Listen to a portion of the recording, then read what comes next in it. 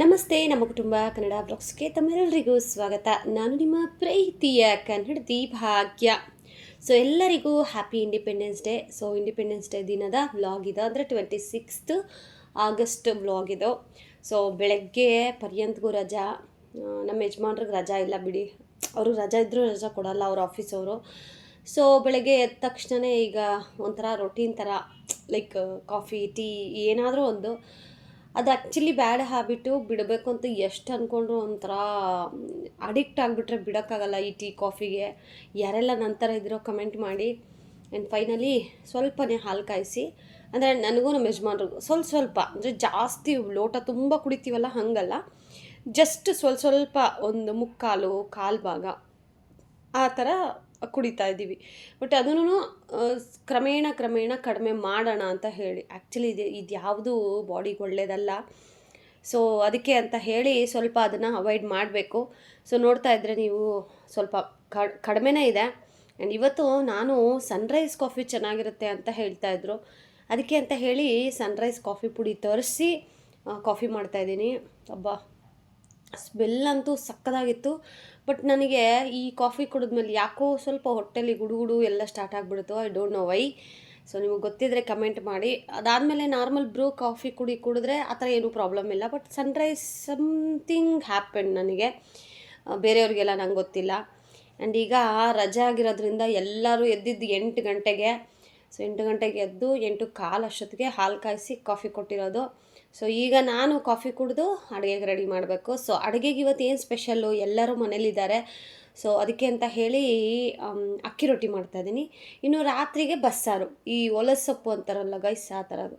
And ಇನ್ನು ಬನ್ನಿ ರೆಸಿಪಿನ ಶೇರ್ ಮಾಡ್ತಾಯಿದ್ದೀನಿ. ಒಂದು ಮಿಕ್ಸಿ ಜಾರ್ಗೆ ಕಡಲೆಕಾಯಿ ಬೀಜ, ಎಳ್ಳು, ಹಸಿಮೆಣ್ಸಿನ್ಕಾಯಿ ಇದಿಷ್ಟನ್ನು ರುಬ್ಕೊಳ್ಳಿ. ಯಾಕಂದರೆ ನಾರ್ಮಲಾಗಿ ನೀವು ಅವ್ರನ್ನ ಕೇಳಿ ಕಡಲೆ ಬೀಜ ಹಾಕಿ ಎಳ್ಳು ಹಾಕಿ ತಿನ್ನಲ್ಲ. ಸೊ ಮಿಕ್ಸಿಗೆ ಹಾಕಿದ್ರೆ ಹೆಲ್ದಿಯಾಗಿ ಅವ್ರು ಹೊಟ್ಟೆಗೆ ಹೋದಾಗೂ ಇರುತ್ತೆ, ಮತ್ತು ಅವರು ತೆಗೆದು ಸೈಡ್ಗಿಡೋ ಆಪ್ಷನ್ ಇರೋದಿಲ್ಲ. ಅದಕ್ಕೇ, ಯಾಕಂದ್ರೆ ನಮ್ಮ ಮನೇಲಿ ಏನಂದರೆ ಏನೂ ತಿನ್ನೋದಿಲ್ಲ. ಅದಕ್ಕೆ ಮೊನ್ನೆ ನೋಡಿ ಸೋರೆಕಾಯಿ, ನಮ್ಮ ಮನೇಲಿ ಯಾರೂ ಮುಟ್ಟಲ್ಲ ಸೋರೆಕಾಯಿ, ನಮ್ಮ ಯಜಮಾನ್ರಾಗಲಿ ನನ್ನ ಮಗ ಆಗಲಿ. ಅದಕ್ಕೇ ಸೋರೆಕಾಯಿ ಪಚ್ಚಡಿ ಮಾಡಿದೆ, ತಿನ್ನಿಸ್ದೆ, ಯಾರಿಗೂ ಡೌಟ್ ಬಂದಿಲ್ಲ. ಸೊ ಇನ್ಮೇಲೆ ತರಕಾರಿಗಳಲ್ಲಿ ಏನಾದರೂ ಮಾಡಿ ಅವ್ರು ಹೊಟ್ಟೆಗೆ ತಳಿಸ್ಬೇಕು, ಅದು ನನ್ನ ಜವಾಬ್ದಾರಿ ಅಲ್ವಾ. ಸೊ ಹಾಗಾಗಿ ನಾನು ಬಿಳಿ ಎಳ್ಳು ಮತ್ತು ಕಡಲೆಕಾಯಿ ಬೀಜ, ಹುರಿದಿರೋ ಕಡಲೆಕಾಯಿ ಬೀಜನ ತರಿಯಾಗಿ ರುಬ್ಕೊಂಡಿದ್ದೀನಿ, ಹಸಿಮೆಣ್ಸಿನ್ಕಾಯಿ ಸಹ ಹಾಕಿ. ಆ್ಯಕ್ಚುಲಿ ನಾನು ಹಸಿಮೆಣ್ಸಿನ್ಕಾಯಿ ತಿನ್ನೋದಿಲ್ಲ, ತಿನ್ನಬಾರ್ದು. ಆ್ಯಂಡ್ ರೊಟ್ಟಿನೂ ತಿನ್ನೋ ಹಾಗಿಲ್ಲ ಗೈಸ್ ನಾನು. ಅದಕ್ಕೆ ನಾನು ರೊಟ್ಟಿನೂ ತಿಂದಿಲ್ಲ, ಬರೀ ನಮ್ಮ ಯಜಮಾನ್ರಿಗೆ ಪರ್ಯಂತ್ಗೆ ಮತ್ತು ನಮ್ಮ ಅಕ್ಕವ್ರಿಗೆ ಒಂದೆರಡು. ಸೊ ಅಷ್ಟೇ ಮಾಡಿದ್ದು ನಾನು. ಫಸ್ಟಿಗೆ ನಾನಿಲ್ಲಿ ಅಕ್ಕಿ ಹಿಟ್ಟಿಗೆ ಸ್ವಲ್ಪ ಉಪ್ಪು, ಸ್ವಲ್ಪ ಮೈದಾ ಯಾಕೆ ಅಂದರೆ ಬೈಂಡಿಂಗ್ ಪರ್ಪಸ್ಗೆ ಅಷ್ಟೇ. ಸೊ ಬರೀ ಅಕ್ಕಿನ ನಾವು ತಟ್ಟಿದ್ರೆ ಒಂಥರ ಪೀಸ್ ಥರ ಕಟ್ಟಾಗ್ತಾ ಇರುತ್ತೆ. ಸೊ ಮೈದಾ ಹಾಕೋದ್ರಿಂದ ಒಂಥರ ಅಂಟು ಚೆನ್ನಾಗಿ ಬರುತ್ತೆ, ಆಮೇಲೆ ರೊಟ್ಟಿ ಚೆನ್ನಾಗಿರುತ್ತೆ. ತೆಳ್ಳಗೆ ನಾವು ಎಷ್ಟು ತೆಳ್ಳಗೆ ತಟ್ಟಿದ್ರೂ ಅದು ಕ್ರ್ಯಾಕ್ ಆಗೋದಿಲ್ಲ, ನೀಟಾಗಿ ಫುಲ್ ಒಂದು ರೊಟ್ಟಿ ಬರುತ್ತೆ. ಸೊ ಬೈಂಡಿಂಗ್ ಪರ್ಪಸ್ಗೆ ಅಂತ ಹೇಳಿ ಮಾತ್ರನೇ ನಾನಿಲ್ಲಿ ಮೈದಾ ಒಂದು 3 ಟೇಬಲ್ ಸ್ಪೂನು 4 ಟೇಬಲ್ ಸ್ಪೂನು ಆ ಥರ ಅಷ್ಟೇನೆ. ಸೊ ಅದನ್ನು ಹಾಕ್ಕೊಂಡು ರುಚಿಗೆ ತಕ್ಕಷ್ಟು ಉಪ್ಪನ್ನು ಹಾಕಿ, ನಾವು ಆಗಲೇ ಏನು ತರಿಯಾಗಿ ರುಬ್ಬಿಟ್ಕೊಂಡಿದ್ವಲ್ಲ ಬಿಳಿ ಎಳ್ಳು, ಹಸಿಮೆಣ್ಸಿನ್ಕಾಯಿ, ಹುರಿದ ಕಡಲೆ ಬೀಜ, ಇದಿಷ್ಟೂ ಇವಾಗ ನಾನು ಇದಕ್ಕೆ ಹಾಕ್ಕೋತಾ ಇದ್ದೀನಿ. ನೀವು ನೋಡಿದ್ರಲ್ಲ ಪ್ಲೇಟಲ್ಲಿ ಸ್ವಲ್ಪ ತೆಗೆದಿಡ್ತಾ ಇದ್ದೀನಿ. ಯಾಕೆ ಗೊತ್ತಾ, ನಾನು ರೊಟ್ಟಿ ತಿನ್ನೋ ಹಾಗಿಲ್ಲ, ಮತ್ತು ಆಪ್ಷನ್ ಬೇರೆ ಏನು ಮಾಡ್ಬೋದು ಅಂತ ಯೋಚನೆ ಮಾಡಿದಾಗ ನನಗೆ ನೆನಪಾಗಿದ್ದು ಶಾವಿಗೆ ಉಪ್ಪಿಟ್ಟು, ಶಾವಿಗೆ ಬಾತು, ಏನೋ ಒಂದು ಶಾವಿಗೆ ಉಪ್ಪಿಟ್ಟು. ಅದಕ್ಕೂ ಈ ಮಸಾಲೆ ಹಾಕಿದ್ರೆ ಫ್ಲೇವರ್ ಚೆನ್ನಾಗಿರುತ್ತೆ. ಆಮೇಲೆ ನಾನು ಹಸಿಮೆಣ್ಸಿನ್ಕಾಯಿ ಎಲ್ಲ ತಿನ್ನಬಾರ್ದಲ್ವಾ, ಅದಕ್ಕೊಂದು ಸ್ವಲ್ಪ ಟೇಸ್ಟ್ ಎನ್ಹಾನ್ಸ್ ಮಾಡೋಕ್ಕೆ ಅಂತ ಹೇಳಿ ರುಬ್ಕೊಂಡಿರೋದು ಒಂದು ಸ್ವಲ್ಪ ಅದನ್ನು ನಾನು ಸೈಡಿಗೆ ತೆಗೆದಿಟ್ಟಿದ್ದೀನಿ. ಸೊ ಇವರಿಬ್ಬರಿಗೆ ರೊಟ್ಟಿ ತಟ್ಟಿದ ಮೇಲೆ ನಾನು ಶಾವಿಗೆ ಉಪ್ಪಿಟ್ಟು ಮಾಡ್ಕೋಬೇಕು. ಸೊ ಪಾಪ ಅವ್ರಿಗೂ ತುಂಬ ದಿನ ಆಗಿತ್ತಲ್ವ ರೊಟ್ಟಿ ತಿಂದು, ಅದು ನನ್ನ ಕೈಯಲ್ಲಿ ಬಡ್ದಿರೋ ರೊಟ್ಟಿ ತಿಂದು. ಸೊ ಅದಕ್ಕೆ ನಮ್ಮ ಯಜಮಾನ್ರು ತುಂಬ ದಿನ ಆಯಿತು ಕೊನೆ ರೊಟ್ಟಿ ಮಾಡಿಬಿಡು ಅಂತ ಅಂದರು. ಸರಿ, ಅವ್ರು ಕೇಳೋದೇ ನಾವು ಮಾಡೋದೇ ಅಲ್ವಾ, ಸ್ವಲ್ಪ ಕಷ್ಟ ಆಗ್ಬೋದು. ಬಟ್ ಸ್ಟಿಲ್ ಅವರು ಖುಷಿಯಾಗಿ ಕೇಳಿರೋದೇ ಹೆಚ್ಚು, ನಾವು ಮಾಡಿಲ್ಲ ಅಂತ ಅಂದರೆ. ಅದಕ್ಕೇ ರೆಡಿ ಮಾಡಿಬಿಟ್ಟೆ.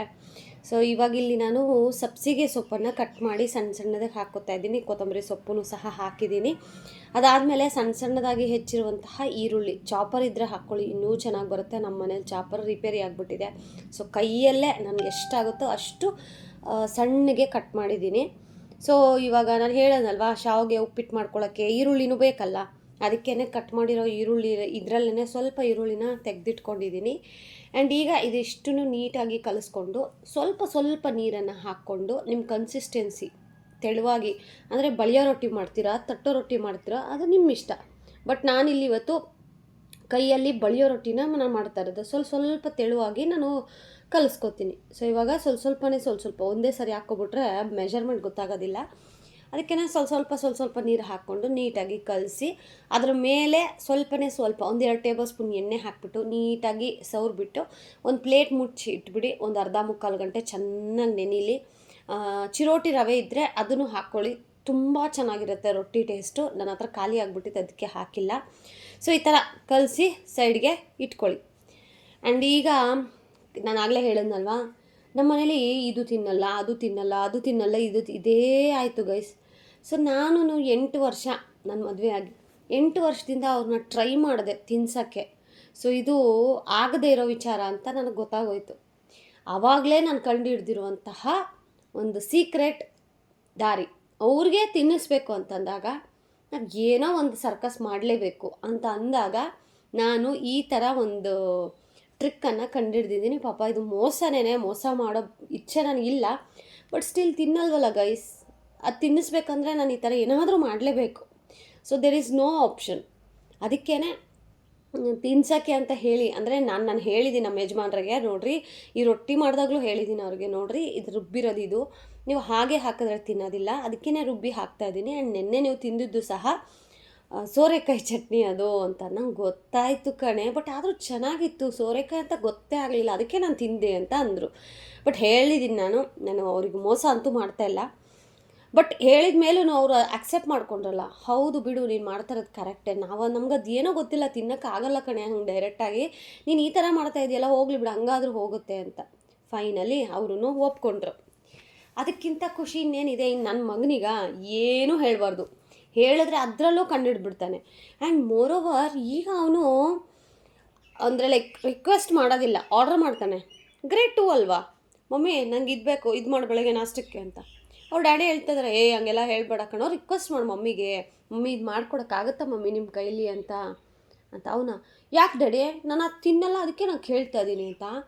ಲಿಟ್ರಲಿ ನನ್ನ ಒಂದು 15 ಡೇಸಿಂದ ನನಗೇನು ಹುಷಾರಿಲ್ವಲ್ಲ, ಅವನ್ನ ಸ್ವಲ್ಪ ನೋಡ್ಕೊಳಕ್ಕಾಗ್ತಾ ಇಲ್ವಲ್ಲ. ಸೊ ಸ್ವಲ್ಪ ಹಳೆ ಪರ್ಯಂತಗಿಂತ ಚೇಂಜ್ ವರ್ಷನ್ ಪರ್ಯಂತ ನೋಡ್ತಾ ಇದ್ದೀನಿ.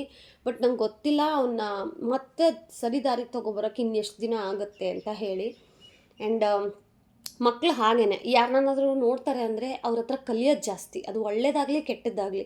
ಸೊ ಒಂದು ವಾರ ನಾವು ಊರಲ್ಲಿ ಬೇರೆ ಇದ್ವಿ, ಅಲ್ಲಿ ಮಕ್ಕಳ ಜೊತೆ ಓಡಾಡೋದಿರ್ಬೋದು, ಅವರು ಅವ್ರ ಅಮ್ಮಂದ್ರಿಗೆ ಕೊಡೋ ಮರ್ಯಾದೆ, ಅಬ್ಬಬ್ಬಬ್ಬ, ಆ ಮರ್ಯಾದೆ ನೋಡಿ ಕಲ್ತಿರ್ಬೋದು ಗೊತ್ತಿಲ್ಲ.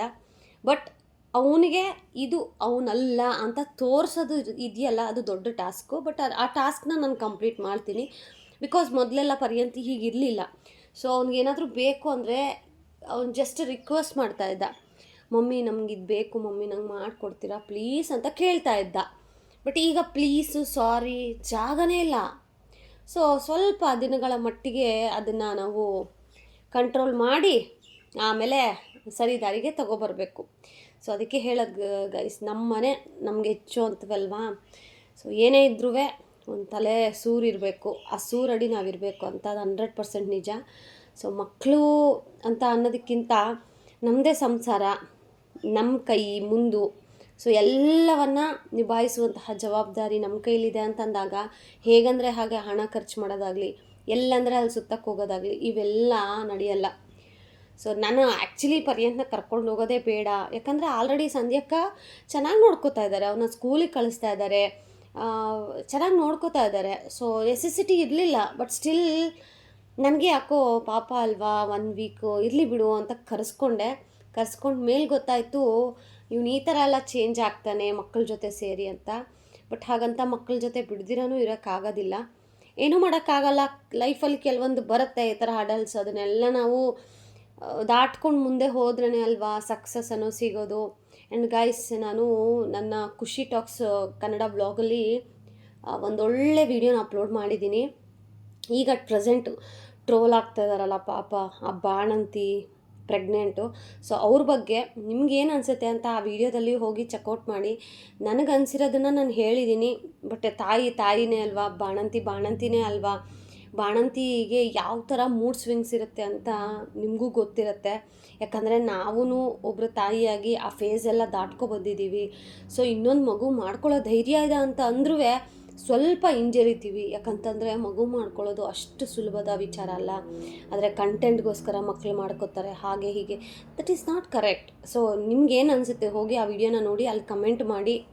ಖಂಡಿತವಾಗ್ಲೂ ನಾನು ರಿಪ್ಲೈ ಮಾಡ್ತೀನಿ. ಆ್ಯಂಡ್ ನನಗಂತೂ ತುಂಬಾ ಬೇಜಾರಾಯಿತು. ಆ್ಯಂಡ್ ಕೆಲವೊಂದು ವಿಚಾರಗಳನ್ನು ಹೇಳ್ಕೊಳ್ಳೋಕ್ಕೂ ಮುಜುಗರ ಆಗೋ ವಿಚಾರಗಳನ್ನು ಬಗ್ಗೆನೂ ಒಂಥರ ಅಸಡ್ಡೆ ರೀತಿಯಲ್ಲಿ, ಆಮೇಲೆ ಅದು ನಗೋ ಥರ ಮಾಡ್ತಾಯಿದ್ದಾರೆ. ಬಟ್ ಅದು ತುಂಬಾ ಹರ್ಟ್ ಆಗುತ್ತೆ ಪಾಪ ಆ ಬಾಣಂತಿ ಯಾರಿದ್ದಾರೋ ಅವರಿಗೆ. ಸೊ ಹೋಪ್ ದೇವರು ಅವರಿಗೆ ಶಕ್ತಿ ಕೊಡಲಿ ಇವನ್ನೆಲ್ಲ ಸಹಿಸ್ಕೊಳ್ಳೋ ಅಂಥದ್ದು. ಸೊ ನೋಡಿ, ಅದರಲ್ಲಿ ಇನ್ನೂ ಒಂದಷ್ಟು ವಿಚಾರಗಳ ಬಗ್ಗೆ ಮಾತಾಡಿದ್ದೀನಿ, ಹೋಗಿ ಚೆಕ್ಔಟ್ ಮಾಡಿ. ಆ್ಯಂಡ್ ಇಲ್ಲಿ ನೋಡಿ ಎಷ್ಟು ತೆಳ್ಳಗೆ ಬಳಿಯೋ ರೊಟ್ಟಿ ಮಾಡಿದ್ದೀನಿ ಅಂತ ನಿಮಗೆ ತೋರಿಸ್ತೀನಿ. ಎಷ್ಟು ತೆಳ್ಳಗಿದೆ ಅಂತ ಆಗಲೇ ತೋರಿಸಿದ್ದೀನಿ ಅನಿಸುತ್ತೆ. ಅಷ್ಟೂ ಚೆನ್ನಾಗಿರುತ್ತೆ ರೊಟ್ಟಿ ತಿಂದವನಿಗೆ ರೋಗ ಇಲ್ಲ ಖಂಡಿತವಾಗ್ಲೂ. 3 ಹೊತ್ತು ಅನ್ನ ಏನು ಚೆನ್ನಾಗಿರುತ್ತೆ. ಸೊ ಅವಾಗವಾಗ ಈ ಥರ ತಿಂತಾಯಿರಿ, ಹೆಲ್ದಿ ವರ್ಷನ್ ಚೆನ್ನಾಗಿರಿ. ಸೊ ನಾನು ಆಗಲೇ ಹೇಳಿದ್ನಲ್ಲ, ನನಗಿನ್ನ ಬೆಳಗ್ಗೆ ಮಧ್ಯಾಹ್ನ ಉಪ್ಪಿಟ್ಟು. ಸೊ ಅದಕ್ಕೇ ಬೆಳಗ್ಗೆಗೂ ಮಧ್ಯಾಹ್ನಕ್ಕೆ ಆಗೋ ಥರನೇ ಉಪ್ಪಿಟ್ಟು ಮಾಡಿ ಇಟ್ಕೊಬಿಟ್ಟಿದ್ದೀನಿ. ಶಾವಿಗೆ ಬಾತ್ ಮಾಡಿ ಎಷ್ಟು ದಿನ ಆಗಿತ್ತು ಅಂದರೆ ಶಾವಿಗೆ ಉಪ್ಪಿಟ್ಟು ಮಾಡಿ. ಸೊ ಇವತ್ತು ಒಂಥರ ತರಕಾರಿ ಎಲ್ಲ ಇತ್ತಲ್ವಾ, ಕ್ಯಾರೆಟು ಬೀನ್ಸು ಎಲ್ಲನೂ ಸಣ್ಣದಾಗಿ ಕಟ್ ಮಾಡಿ ಇವತ್ತು ಹಾಕಿದ್ದೀನಿ ಇದಕ್ಕೆ. ತುಂಬ ಚೆನ್ನಾಗಿರುತ್ತೆ. ಬಟ್ ಇದೇ ಉಪ್ಪಿಟ್ಟು ಮನೆಯವ್ರಿಗೆಲ್ಲ ಮಾಡಿದ್ರೆ ತಿನ್ನಲ್ಲ. ಯಾಕಂದರೆ ಅವರು ಶಾವಿಗೆ ಅಂದರೆ ಆಗಲ್ಲ ಅವರಿಗೆ. ಪಾಯಸ, ಶಾವಿಗೆ ಉಪ್ಪಿಟ್ಟು ಇವೆಲ್ಲ ತಿನ್ನೋದಿಲ್ಲ. ಅದಕ್ಕೆ ಏನು ಮಾಡೋದು, ಅದಕ್ಕೆ ನಾನೊಬ್ಬಳೇ ಈ ಥರ ತಿನ್ನಬೇಕಾದ್ರೆ ಮಾತ್ರ ಮಾಡ್ಕೋತೀನಿ. ಆ್ಯಂಡ್ ಈಗ ಕೊನೆಯದಾಗಿ ಸ್ವಲ್ಪ ಕೊಬ್ಬರಿ ತುರಿ ಹಾಕಿದ್ರೆ ಟೇಸ್ಟ್ ಚೆನ್ನಾಗಿರುತ್ತೆ. ಸೊ ಅದಕ್ಕೇ ಕೊನೆಯದಾಗಿ ಅಂದರೆ ಬಾಣಲಿನ ಇಳಿಸಿ ಇನ್ನು ಸ್ವಲ್ಪ ಬಿಸಿ ಇರುತ್ತಲ್ಲ, ಸೊ ಆವಾಗ ಸ್ವಲ್ಪ ತೆಂಗಿನ ತುರಿ ಹಾಕಿ ಕಲಸಿ ತಿಂತಾ ಇದ್ದರೆ ಇದ್ರ ಮೇಲೆ ಒಂದು ಸ್ವಲ್ಪ ತುಪ್ಪ, ಅಬ್ಬಬ್ಬಬ್ಬಾ, ಅದಕ್ಕಿಂತ ಬೇರೆ ಊಟ ಇದೆಯಾ? ಖಂಡಿತವಾಗ್ಲೂ ಇಲ್ಲ. ಆ್ಯಂಡ್ ಇನ್ನು ಇವತ್ತು ರಜಾ ಕೊಟ್ಟಿದ್ದಾರೆ ಅಂತಂದರೆ ಸ್ಕೂಲಲ್ಲಿ ಸೆಲೆಬ್ರೇಷನ್ ಅಂತೂ ಮಾಡಿರ್ತಾರಲ್ವಾ. ಸೊ ಅವ್ರಿಗೆ 25th ಸೆಲೆಬ್ರೇಷನ್ ಮಾಡಿದ್ರು ಸ್ಕೂಲಲ್ಲಿ. ಸೊ ಹಾಗಾಗಿ ನಾನು ಯಾವುದಾದ್ರೂ ಗ್ರೀನ್, ವೈಟ್ ಆ ಥರ, ಅಂದರೆ ಇಂಡಿಪೆಂಡೆನ್ಸ್ ಡೇಗೆ ಆ ಫ್ಲ್ಯಾಗ್ಗೆ ಮ್ಯಾಚ್ ಆಗೋ ಕಲರ್ಸ್ ಯಾವುದಿದ್ರೂ ಹಾಕಿ ಕಳಿಸಿ ಅಂತ ಹೇಳಿ ಮೆಸೇಜ್ ಮಾಡಿದರು ನಮಗೆ. ಸರಿ, ಹೇಗಿದ್ರು ಪರ್ಯಂತ ಹತ್ರ ಆರೆಂಜ್ ಕಲರ್ ಜುಬ್ಬ ಥರ ಇತ್ತಲ್ಲ, ಅದನ್ನೇ ನಾವು ಕಳಿಸಿದ್ವಿ. ನೋಡಿ ಈ ಥರ ರೆಡಿಯಾಗಿ ಹೋಗಿದ್ದ ಸೆಲೆಬ್ರೇಷನ್ಗೆ. ಅವ್ನ ಮುಖದಲ್ಲಿ ಸಂತೋಷ ಇಲ್ಲ. ಯಾಕೆ ಗೊತ್ತಾ, ಅವನು ಇಷ್ಟಪಟ್ಟಿದ್ದು ಬೇರೆ ವೈಟ್ ಕಲರು. ಬಟ್ ನಾನು ಇದು ಹಾಕಿದ್ದೀನಲ್ಲ, ಅದಕ್ಕೆ ಸ್ವಲ್ಪ ಮುನಿಸ್ಕೊಂಡಿದ್ದಾನೆ. ಬಟ್ ಇಟ್ಸ್ ಓಕೆ, ಮಕ್ಕಳಂದರೆ ಮುನಿಸ್ಕೋಬೇಕು, ಅವೆಲ್ಲ ಇರೋದೇನೆ. ಸೊ ಹೇಗೆ ಕಾಣ್ತಾ ಇದ್ದಾನೆ ಅಂತ ಹೇಳಿ ಕಮೆಂಟ್ ಮಾಡಿ. ಇದಾಗಿತ್ತು ಇವತ್ತಿನ ವ್ಲಾಗ್. ಹೋಪ್ ನಿಮ್ಮೆಲ್ಲರಿಗೂ ಇಷ್ಟ ಆಗಿದೆ ಅಂತ ಹೇಳಿ ಭಾವಿಸ್ತಾ ಮತ್ತೊಂದು ಇಂಟ್ರೆಸ್ಟಿಂಗ್ ವಿಡಿಯೋ ಜೊತೆ ಸಿಗ್ತೀನಿ. ಅಲ್ಲಿವರೆಗೂ ಮಿಸ್ ಮಾಡ್ತಾಯಿರಿ, ಬ್ಲೆಸ್ ಮಾಡ್ತಾಯಿರಿ. Thank you so much. Lots of love. Bye bye.